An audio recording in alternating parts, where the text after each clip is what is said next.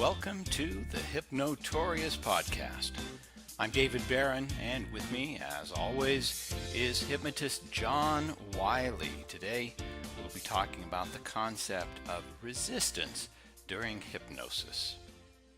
And we are back with the Hypnotorious Podcast. David Barron, John Wylie also here as usual. And it's been really interesting doing these broadcasts because I've been sort of inspired every time here's another topic we get to talk about. And one of the things that occurred to me is just covering the whole concept of what we call resistance, or at least what some hypnotists call resistance in hypnosis. Right. And so much to talk about. Yeah, and in preparing for this, I realized that there's more than one way of looking at it. The typical way of looking at it is a lot of the new hypnotists, newbies, those just starting out. The concept of resistance is the client is resisting you as if they're willfully trying not to follow instructions. Man, okay, yeah, that occasionally happens if you act a little weird as a hypnotist, I guess. But typically, Right. my experience is typically. There's more to it than that, though, isn't there? Oh yes, yes. I'm a clinical Yeah. hypnotist, so by the time people come to me, I'm their last resort. They're willing to give me money and follow instructions. There's almost no resistance there at all. Um, so. Um, we'll talk about that for a moment. But you talked about another Yeah. quality of resistance that is better for you to talk about it. I think it's a good distinction. Yeah. Well, I think, and I'm pretty sure you'll agree with me on this. Before I mention that, though, I think that people need to understand that oftentimes what we think is resistance, especially if we don't have a lot of experience, is we need to make sure that the client is actually just understanding what we're saying. Um, that's the first thing that I wanted to mention.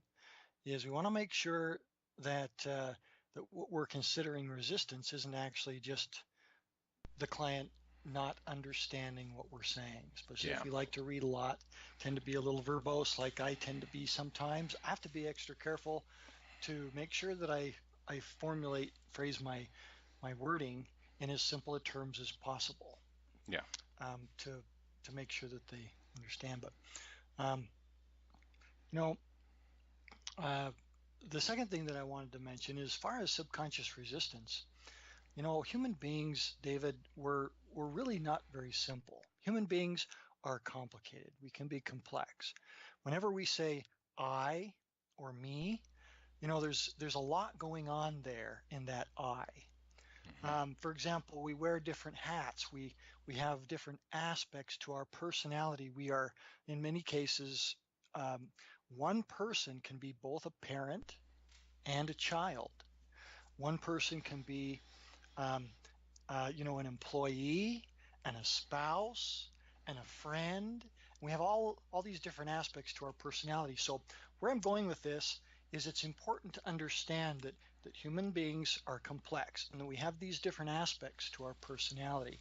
And very, very frequently in my experience, when when we see something that we might consider subconscious resistance, obviously, um, there's a part of that person that really wants to make this change, but perhaps another aspect of their personality is is trying to accomplish a goal for that person Hmm. that is basically, it boils down to an inner conflict Right. between those various aspects of their personality. How um, I and and Yeah, I just want to say yeah, that go ahead. I think people can understand this by, if you want to stop smoking, uh, it's certain that you began smoking for a reason and it did a good job for you. Maybe it Right. made you look cool, maybe it set you apart Hmm. from other people, maybe it gave you a feeling of independence and control. You can do this Hmm. sort of rebellious act. So that Right. part is totally fulfilled, but then you reach a point later on where you've got this behavior that's now not working for you. Uh, you're it's conflicted because now you want to quit smoking, but this other behavior of smoking came up for a good reason. So I think that's a good way of people might understand it. Yeah. Yeah. Anyway, I'm sorry I interrupted there. Go ahead. Well, so basically, it is helpful to understand resistance, or to think of resistance as being um, basically just a misunderstanding, a conflict between two different aspects of that person's personality. And people will oftentimes express that outside of hypnotic context. We say all the time, I'd really like to do this thing, but on the other hand, there's this reason why I'm hesitant, Yeah, or or they'll maybe I say, don't want to do it. a part of me doesn't want to. Right, right, and they'll actually talk about those parts, those aspects of themselves, and we see this, David. I'm sure you'll agree. We see this all the time Hmm. with some of the most common things that we work with as hypnotherapists: smoking cessation, weight loss, and so Confidence it's in public important to speaking. understand. Yeah. Public Yeah, speaking, right. I want it. I want to give the presentation, but a part of me is just screaming, don't do it. Terrified. Yeah. Yeah. Right. Yeah, exactly. Hmm. I totally So, agree. so how do we address that? You know, how do we overcome that conflict, or this uh, what we would consider subconscious resistance? I think most hypnotists who are at least have experience at it, who are well trained, they they see it more as a negotiation. In fact, a lot of Hmm. therapies will talk about the negotiation between parts. I think the whole NLP 6-part reframe is just that. Yep. You're negotiating, Right. what can you give this part so that this part will be satisfied, but this behavior will go away. Things like that. Um, but there are a whole bunch of different processes you were talking about earlier when we were discussing this. Yeah, there's several different ways to go about resolving that conflict, aren't there? Yeah. There's NLP methods like core transformation, um, where basically you find common ground by, in NLP terms, chunking up, Hmm. right? To a core state, Right. a real high core state, and you point out to those two parts that they're actually, at the end of the day, in agreement, and that Right. they can come together and work together toward a common goal. And then you have modalities like parts therapy, where it's actually more like negotiation, where you're a mediator between two parts, Hmm. and you help them talk, you help them understand one another.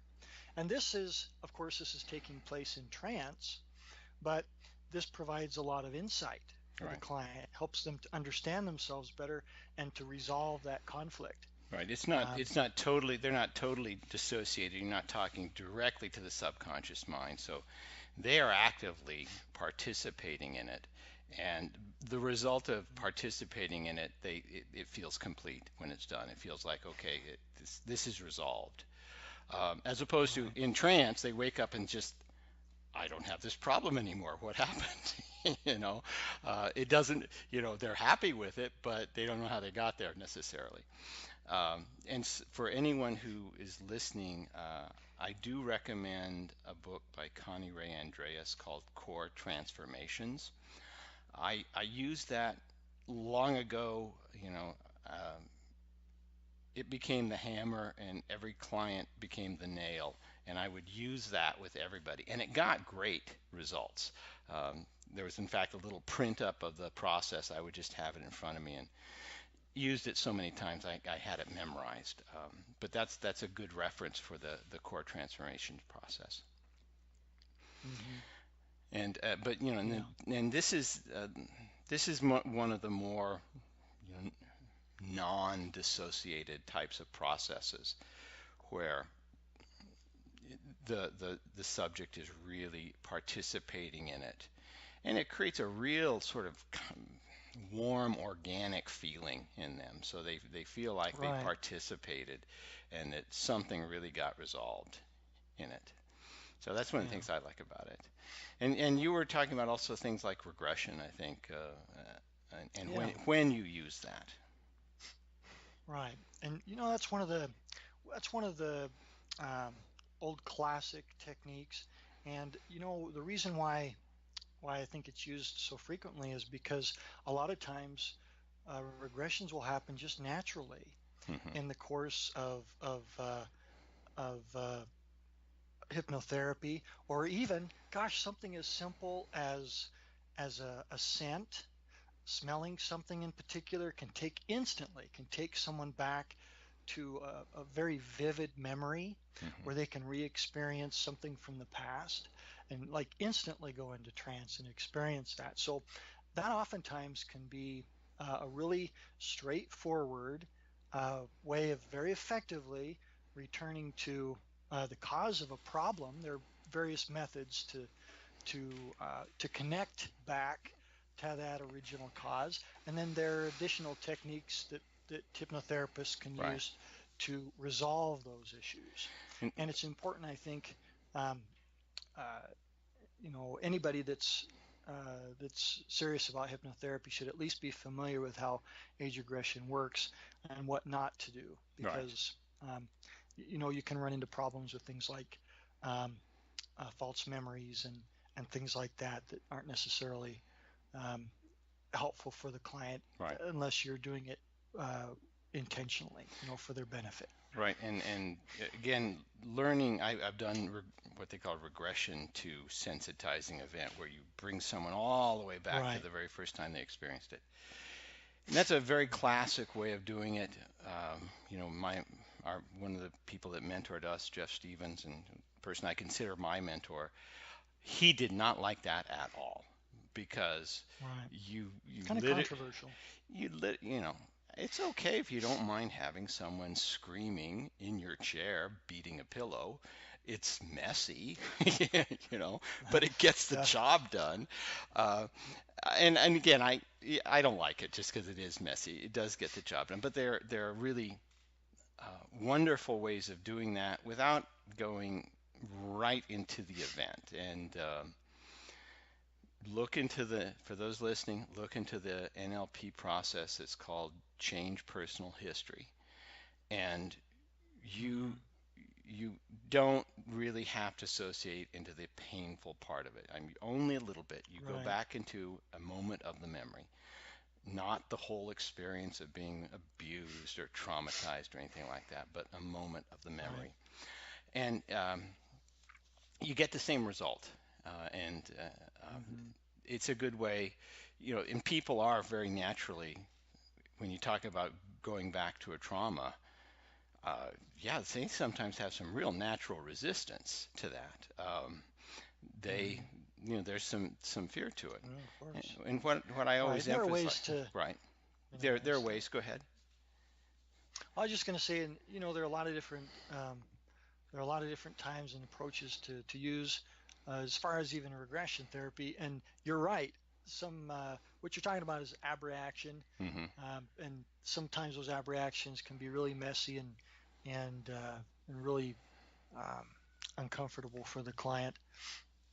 But uh, that's just that's what I wanted to point out. Yeah. And Go ahead. when I'm talking to people and they talk about having post-traumatic stress, and well, I had someone call me and they said my therapist is trying to get back to this one time that I was abused, and I sort of cringed because I'm trying to remember this time of abuse, and I just reassured this person that my objective isn't necessarily that you remember every detail, but that what happened to you becomes a memory completely free of emotional content. It was an Right. event that happened, it had an effect Neutral. on you, but it doesn't cause any sort of trauma.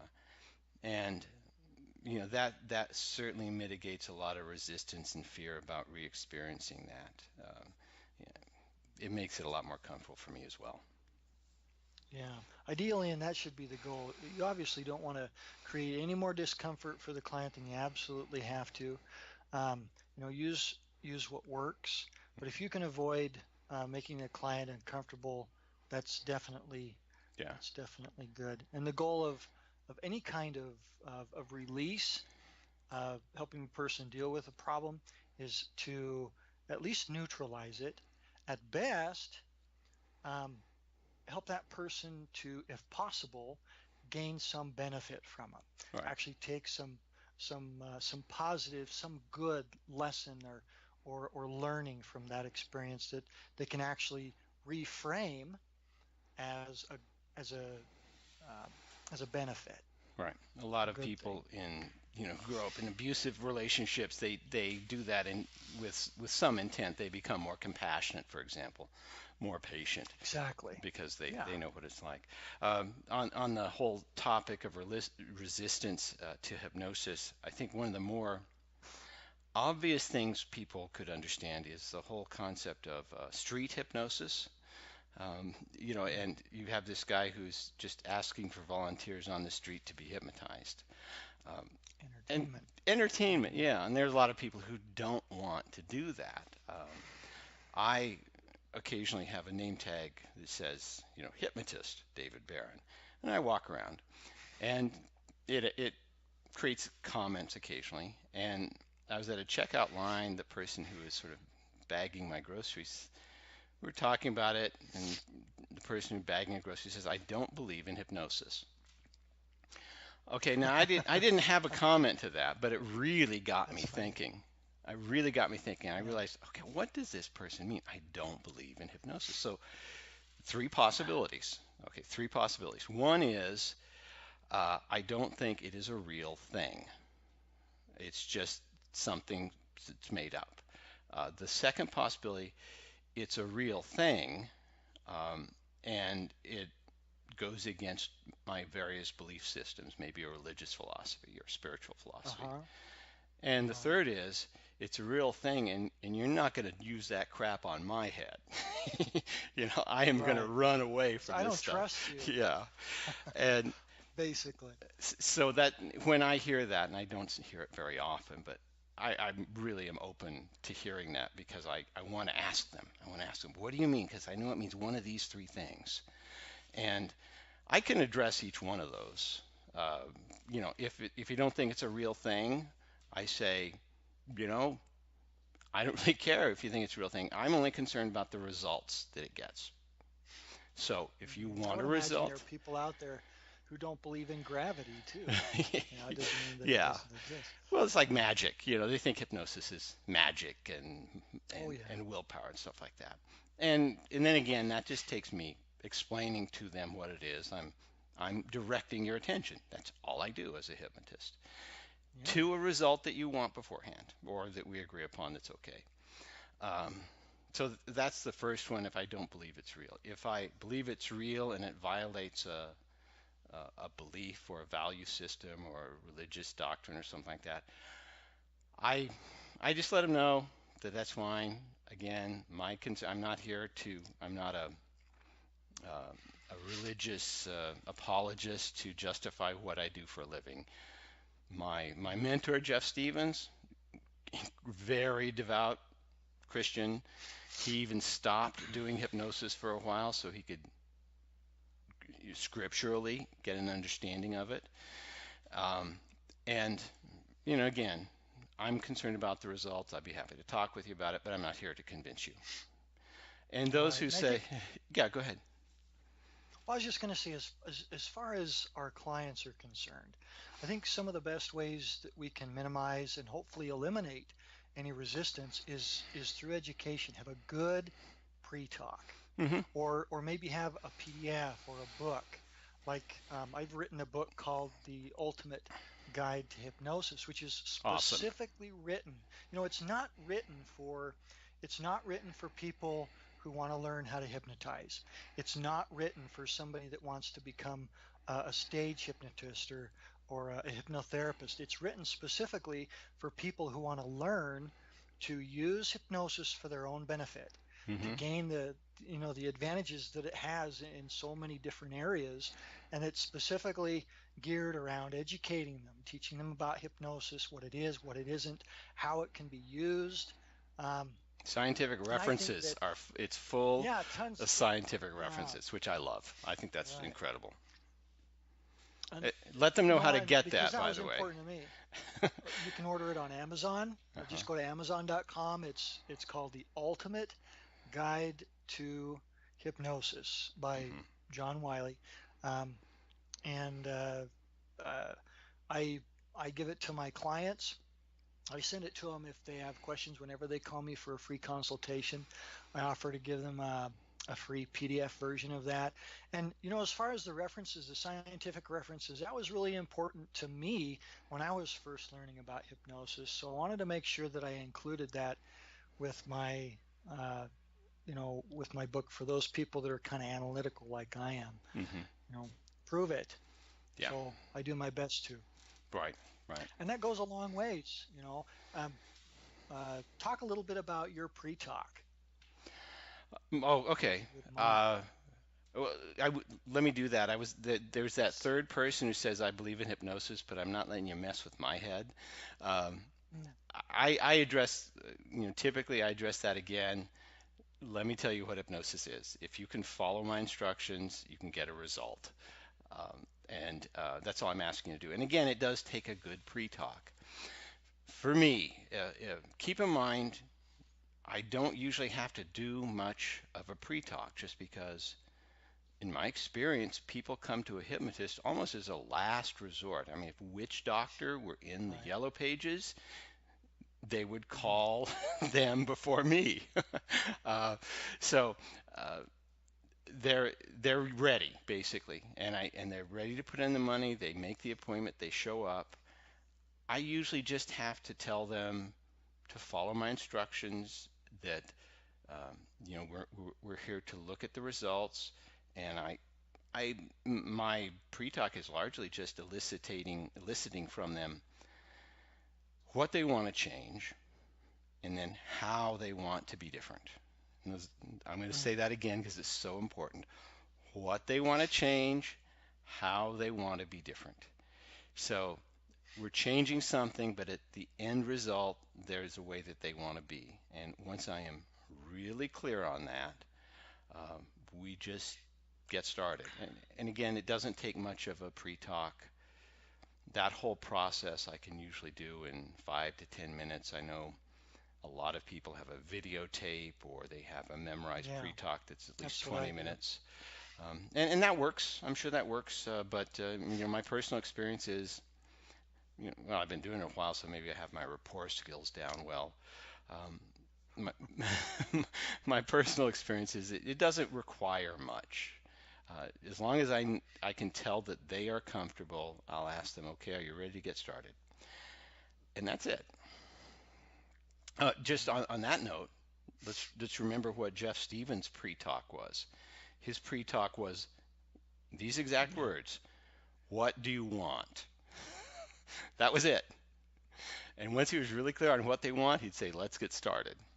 So, uh, and he said the same thing. They're ready to change, so all I need to know is what they want. So, tell me about your pre-talk. Oh well, my pre-talk is really easy. I actually use a video. It's a good video, and recently I've been doing some with your help. Got turned on to Audacity, and I'm going to be. I haven't made any hypnosis CDs for years. I'm going to get back into doing that, and I think I'll also record my own pre-talk video because right now I'm using one from one of my instructors that is pretty good. It's a little lengthy, and it doesn't necessarily uh, um, go over things the way that I would rather do it. So, but currently I use a video. Hmm. I like that format. Right, right. Um, a lot of it, I think, has to do also if they're calling you up. The longer I can let them talk, the more ready Oh they are. yeah, You know, um, definitely.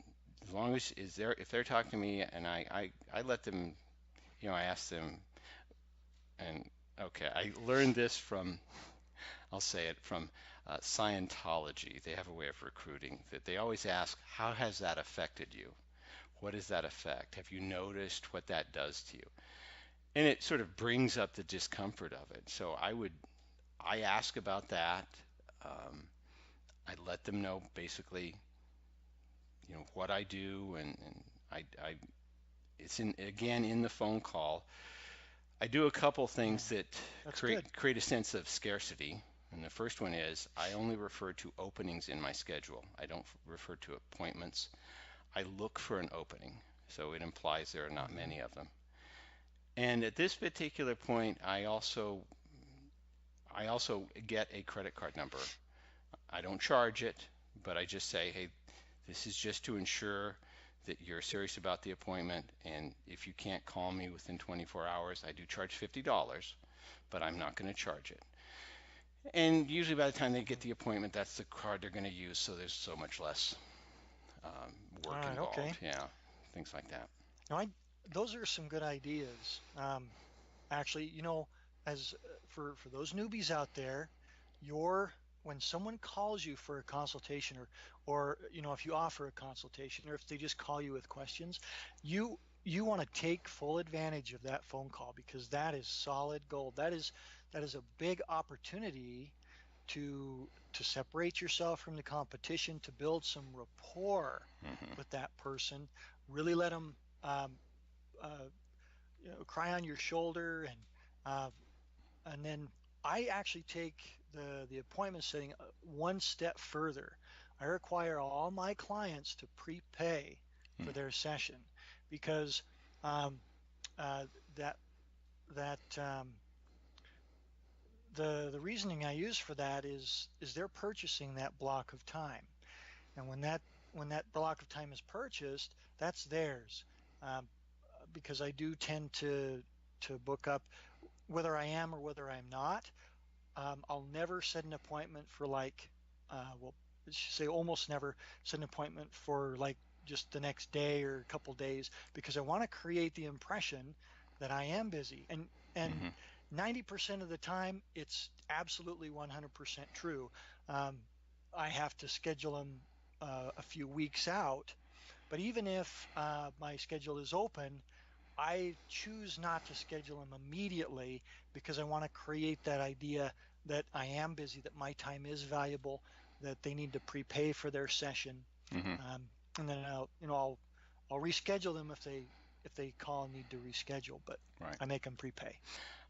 Good point. And I think something anyone listening here who's starting a hypnosis practice should understand is when someone is calling you asking about hypnosis, they are making themselves vulnerable. They are allowing you to look at their wounds over that phone call. So you have to be super respectful.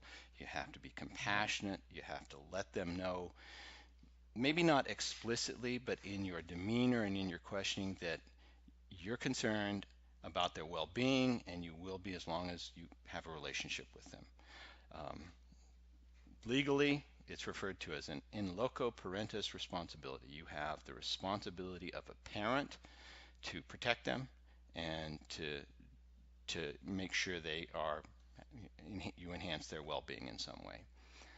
So Mhm. when you get that call, just understand that these people are calling you, and they may put on a good front, but they're showing you a vulnerability in them. So be respectful of that. I think that's one of the most compassionate things you can do to get really good rapport. Yeah, absolutely. I agree. Yeah. Let's see. Anything else that we were talking about resistance? Oh, I have one. I have one. Doesn't Yeah. happen often. Usually, it's like these young men who work out at the gym a lot, and they would come up to me and they say, "I bet you can't hypnotize me." So they're looking at this as a challenge, okay? And they're coming from a concept, or at least a perception, that hypnosis is an act of will upon somebody. And my Right. response to that is always, you know something, you may be right, because I cannot hypnotize somebody who has no attention span or can't follow instructions. But, you know, if you want to do a little Uh, experiment, I'll help. We'll help determine you're not one of those people. And so now I've thrown the challenge Right. right back at That's them. great. Yeah, exactly. uh, so that's a great way of overcoming resistance. Are you normal enough to be able to be hypnotized? You may be abnormal. Are you normal? Yes. Because if you're normal, I can hypnotize you. I did. Right. I've known some people who respond to that. I don't think they respond to it in the very best way because it doesn't encourage the person challenging them to be hypnotized. They say, well, you may be right. Only children and idiots can't be hypnotized. I don't think that's the best That's way of taking it too responding. far. Yeah. Yeah. You've got to be tactful, you've got to be polite. Right. Yeah. Right. Hey, this has been fun. We're gonna, John. Every time we do this, always something new comes up. I really love doing it. We're going to be It's fun. continuing to do this every week. If John, go ahead and plug your book again. I'm glad you mentioned it this time because we haven't Sure. mentioned it before. Yeah, my book is called The Ultimate Guide to Hypnosis. What You Need to Know to Get the Change You Want is a subtitle, and it's specifically written for people who are interested in maybe learning more about hypnosis, and applying it to their own life, making their own life better. Um, I am John Wylie. I own Boise Hypnosis in Boise, Idaho, and I'm a good friend of David Barron. Yeah, good. Uh, my turn to plug myself. The books that I've written, I have written under the pseudonym of Dantalian Jones. So if you go to Amazon and yeah, it'll scare you too if you read them. But if you go to Amazon.com and look for Dantalion, Dantalion Jones, you'll see a list of books that about hypnosis and mind control and things like that. I operate currently. I'm operating New Hampshire Hypnosis in Bedford, New Hampshire. I also have a practice in Ontario, Oregon. You can find both of those at newhampshirehypnosis.com and at easternoregonhypnosis.com. John, it's been a pleasure. I really Yeah, like it's doing always this. fun. Okay. And we'll be back again. Thanks for joining us on the Hypnotorious broadcast.